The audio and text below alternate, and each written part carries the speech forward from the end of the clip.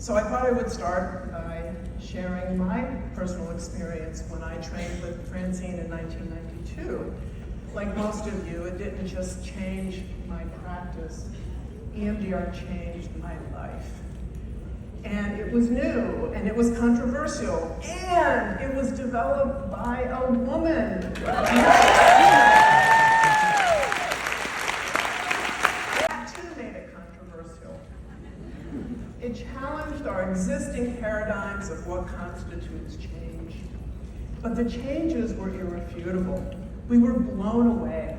And it wasn't just a cognitive shift. It was a bottom-up, lived experience through every cell in our bodies. At the time, I was working at the VA hospital in a PTSD program for war veterans and their families. Our vets were from World War II, Korea, Vietnam, and prisoners of war from all three conflicts. As you can imagine, some of them were pretty traumatized. Up until we learned EMDR, all we could do was really take the edge off what seemed like a never-ending nightmare. Not infrequently, their family dinner would remind them of the contaminated food they were given to eat while they were interned. Yes, you can just imagine. Or the sounds of a helicopter flying overhead was enough to hide under the bed for the rest of the night. Whatever it was, the war raged on. And so the three of us from the VA, with my husband, Dan Merlis is one of them, and Jean, the other, marched up to New York City to get trained. And now consider the time period. Let's put this in a little bit of a context. It was funny listening to you talking about giving Francine a piece of paper with ink on it, right? We weren't using computers yet.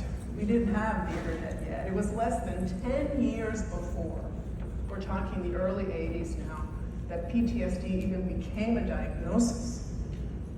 So for us, working with these war vets was a diagnosis that not only legitimized their pain, but together now we have the promise of EMDR to give them relief. EMDR offered real and permanent relief from human suffering because the trauma could actually be reprocessed and in the past. And that too was a new concept. And as we know, the past is present for the worst. So there's going to be difficulties across the board, both at home and at work. These vets couldn't just pick up where they left off. The war had challenged them, and as life would have it, everyone and everything else had changed too. So we had to help them. Their families start anew.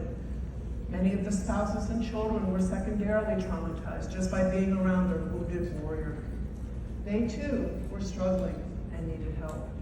So in addition to the family work we did, we now had EMDR to help our vets move beyond our hypervigilance around life and death, to learning how to live in the world, and how to be able to relax with family and friends again, or to have a laugh with a coworker at work. It was truly a new lease on life.